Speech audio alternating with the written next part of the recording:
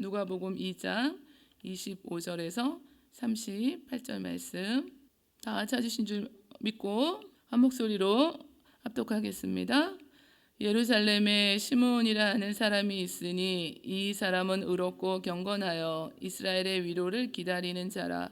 성령이 그 위에 계시더라.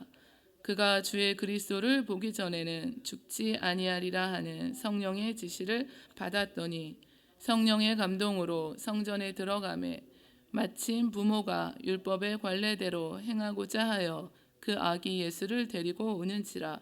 시므온이 아기를 안고 하나님을 찬송하여 이르되 주제여 이제는 말씀하신 대로 종을 평안히 놓아 주시는도다. 내 눈이 주의 구원을 보았사오니 이는 만민 앞에 예비하신 것이요 이방을 비추는 빛이요 주의 백성 이스라엘의 영광이니이다 하니 그의 부모가 그에 대한 말들을 놀랍게 여기더라.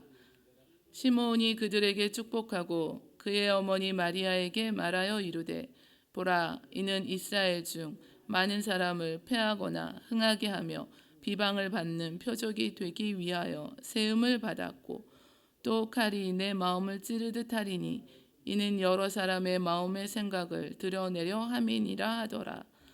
또 아셀 지파 바누알의 딸 안나라 하는 선지자가 있어 나이가 매우 많았더라. 그가 결혼한 후 7해 동안 남편과 함께 살다가 과부가 되고 84세가 되었더라. 이 사람이 성전을 떠나지 아니하고 주야로 금식하며 기도함으로 섬기더니 마침 이때에 나아와서 하나님께 감사하고 예루살렘의 속량을 바라는 모든 사람에게 그에 대하여 말하니라. 아멘. 오늘 우리 합독하신 누가복음 2장 25절에서 38절 말씀을 통해서 주님을 기다리는 사람들이라는 제목을 가지고 함께 하나님 말씀 나누시겠습니다. 2020년 12월도 이제 중순에 접어들었습니다. 12월을 생각하면 무엇이 떠오르실까요? 여러 가지가 떠오르시겠죠. 크리스마스, 또 휴가, 이렇게 믿지 않는 또 이 세상 사람들은 노는 날인 줄로 알고 있습니다. 쉼을 갖는 것도 또 물론 중요하죠. 근데 우리가 12월에 성탄절 또 성탄절이 다가오고 있습니다. 예수님의 그 탄생을 또 우리의 마음에 새기며 또 우리가 예수님을 기다리는 자인 것을 다시 한번 이 12월 남은 시간 동안에 기억하시고 또 말씀 가운데 하나님 주시는 귀한 세미한 음성이 들려주시길 원합니다. 예수님을 기다리다 만난 사람들 이야기가 오늘 소개되어 있습니다. 이스라엘의 위로를 기다리던 시므온과 또 마찬가지로 이 예루살렘의 속량을 기다리던 안나에 대해서 우리가 소개하고 있습니다. 그들은 주님의 초림을 간절히 기다리며 경건하게 살다가 마침내 나이가 들었을 때 예수님을 만나게 되는 그 기쁨을 갖게 되었습니다.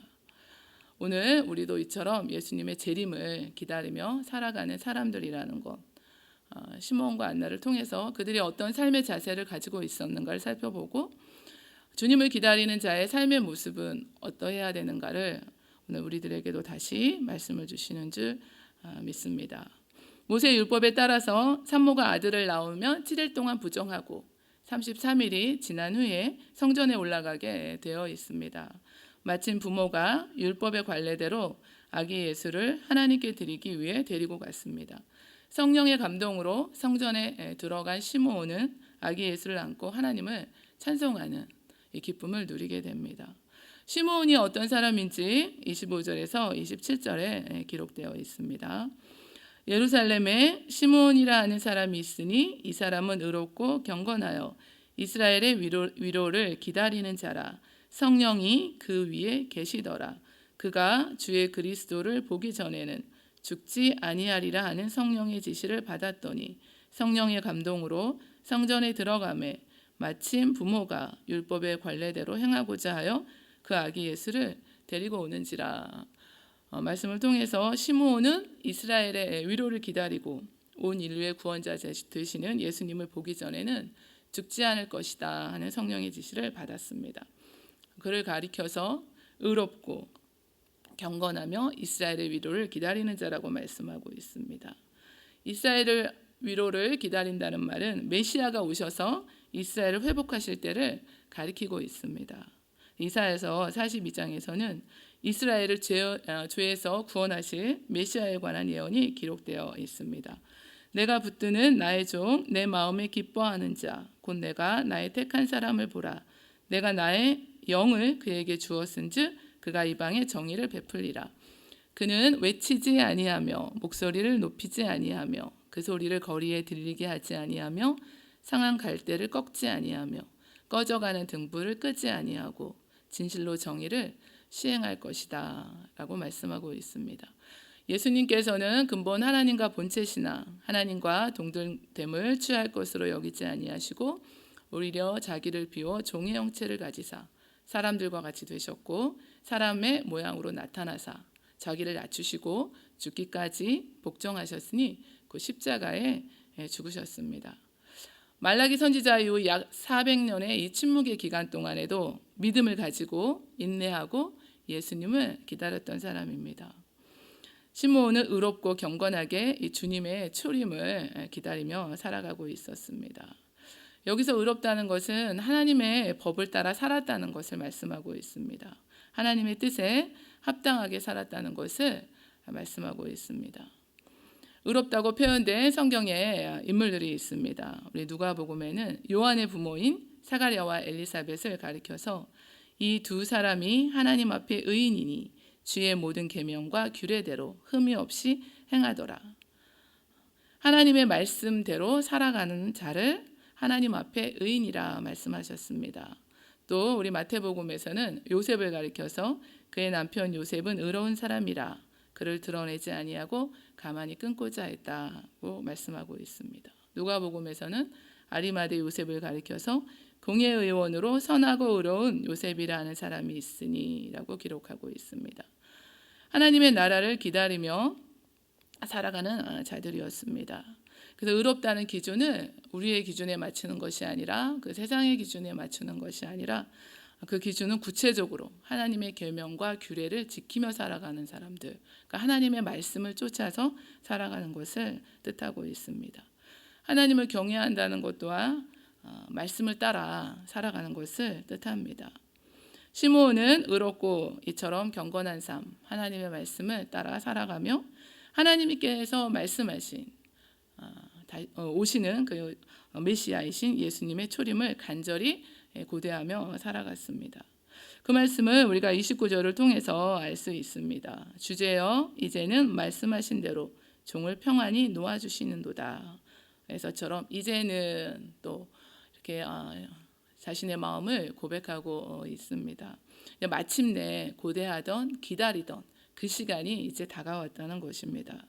간절히 메시아를 기다리며 소망하며 일생을 살아왔는데 이제 그 시간이 되어서 예수님을 만나게 되고 구원자를 보게 되었으니 더 이상 바랄 것이 아무것도 없다는 고백이었습니다.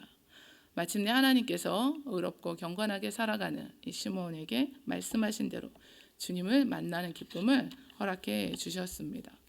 내 눈이 주의 구원을 보았사오니라고 기록하고 있습니다. 약속의 말씀을 붙들고 다시 오실 주님을 간절히 기다리며 하나님의 말씀대로 살아갔습니다. 저와 여러분들은 무엇을 소망하며 살아가고 계십니까? 우리는 무엇을 간절히 기다립니까? 간절이라고 그랬더니 전에 어느 분이 말씀해 주셨는데 간절이는 간이 저리는 거다. 또 그래서 한국분 아니면 이 말씀 도저히 이해를 못할 거다. 외국인들이 한국어를 배워도 이건 모를 거다. 이제 그런 생각했는데 저희들에겐 또 이 간절이라는 그 말이 더 정말 무슨 말인지 이렇게 마음에 다가옵니다. 우리는 주님의 그 다시 오심을 간절히 기다리며 소망하며 살아가는 자들인 줄 믿습니다. 12월이라고 해서 우리가 여러 가지로 분주하지만 우리들의 그 마음의 중심에는 또 우리들의 생각 속에는 주님에 대한 그 마음이 간절히 새겨지시기를 원합니다. 또 한 사람 아셀 지파 바누아의 딸 안나라는 선지자가 있습니다.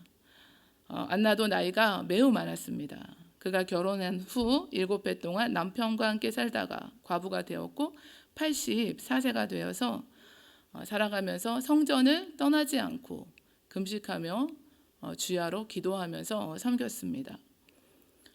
7배 동안 남편과 함께 지내다가 과부가 되었습니다. 성경에서 과부는 소외되고 약한 자를 가리킵니다. 하나님께서 그들을 불쌍히 여기셔서 보살필 것을 그래서 성경에서 말씀해 주셨습니다. 경제력이 없는 이 궁핍한 삶을 살아가는 그들을 생각하신 하나님께서 밭에서 곡식을 벨 때 그 한 무틀 밭에 잊어버렸거든 다시 가서 가져오지 말고 나그네와 고아와 과부를 위하여 남겨두라고 하셨고 감람나무를 떤 후에도 가지를 다시 살피지 말고 그 남은 것은 객과 고아와 과부를 위하여 남겨두라고 하셨습니다. 내 포도원의 포도를 딴 후에도 그 남은 것을 다시 따지 말고 객과 고아와 과부를 위하여 또 남겨두라고 하셨습니다. 성중에 거류하는 객과 고아와 과부들이 와서 먹고 배부르게 하라고 하셨습니다. 그리하면 하나님께서 내 손으로 하는 범사에 복을 주시겠다고 거듭 말씀해 주셨는데 사회적으로 경제적으로 약자이기 때문입니다. 하나님의 긍휼하심이 우리 말씀 가운데 들어 있습니다. 그처럼 살아가기가 공고했기 때문입니다.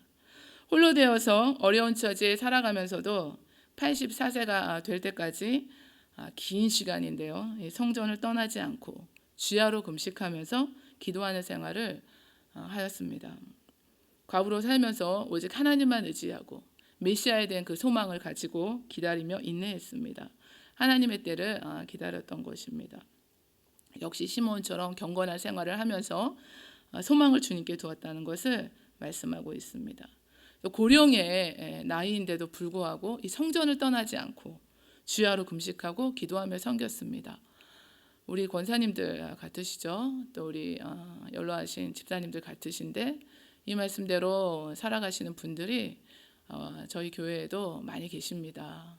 성전을 떠나지 않고 기도 제목도 항상 제가 여쭤보면은 조금 먼데 사시면은 어르신들은 성전 가까운 곳에 장막을 달라는 그런 기도 제목을 주시거든요. 그러니까 요즘에 그렇지 못한 우리 또 다른 분들을 생각하면은 기도 제목이 조금 다르다 그런 걸 알 수 있습니다. 어떻게 하든지 성전 가까운 곳에 장막을 주셔서 그것이 하나님을 섬기고 싶다 이 간절한 기도 제목이 있으십니다. 금식하시며 기도함으로 섬기신 한 분 한 분의 그 삶을 하나님께서 가장 귀히 보시는 줄 믿습니다. 그렇게 일평생 무엇을 기도했을까? 이것을 우리가 한번 생각해 보게 됩니다. 긴 시간 동안 무엇을 성전에 와서 금식하며 주야로 기도했을까? 하나님의 나라와 이스라엘의 소망이신 메시아가 오시기를 기다리며 기도했던 것입니다. 그리고 마침내 예수님께서 성경에서 예언되어 오시던 그 메시아 구원자이신 것을 알고 또 모든 사람에게 증거하였습니다. 아기를 보는 순간 기쁨으로 하나님께 감사드렸습니다. 38절에는 마침 이때에 나와서 하나님께 감사하고 이제 마침 또 이때가 되었습니다. 시몬처럼 그 시간이 되었습니다. 주제여 이제는 종을 평안히 놓아주신다 했는데 마침 또 그 시간이 안나에게도 임하여서 하나님께 이제 감사로 그 시간을 주신 하나님께 기도드리는 것을 우리가 알 수 있습니다. 저와 여러분의 삶에서도 우리가 시몬과 안나처럼 주님을 간절히 기다리다가 마침내 그때가 되어서 이런 기쁨으로 주님을 만날 것을 소망하시며 살아가시는 오늘 하루 또 남은 12월 우리의 삶이 되기를 원합니다. 하나님의 나라와 이스라엘 소망이신 메시아가 오시기를 우리도 간절한 마음으로 기도하고 기다리며 살아가시기를 원합니다. 우리의 기도 생활은 어떤가 그것을 우리가 다시 한번 하나님 앞에 또 회개합니다. 하나님의 나라를 위해서 주님의 다시 오심을 우리는 그토록 염원하고 평생을 기다리는가? 우리는 주님의 재림을 기다리며 사는 자들이라는 것, 그리고 주님을 기다리는 자들의 삶의 모습은 어떠한가? 하나님의 말씀을 따라 쫓아가는 것입니다. 그 말씀대로 살아가는 것입니다. 하나님의 나라를 위해 주님의 다시 오심을 또 우리가 인내하고 기다리며 기도하는 삶입니다. 날마다 하나님의 성전을 가까이 하고 말씀과 기도로 또 살아가며 그렇게 하루하루 살아가며 마침내 주님의 다시 오심을 또 우리가 주님께 다시 가서 주님을 만나는 그날을 소망하시며 오늘도 살아가시기를 원합니다.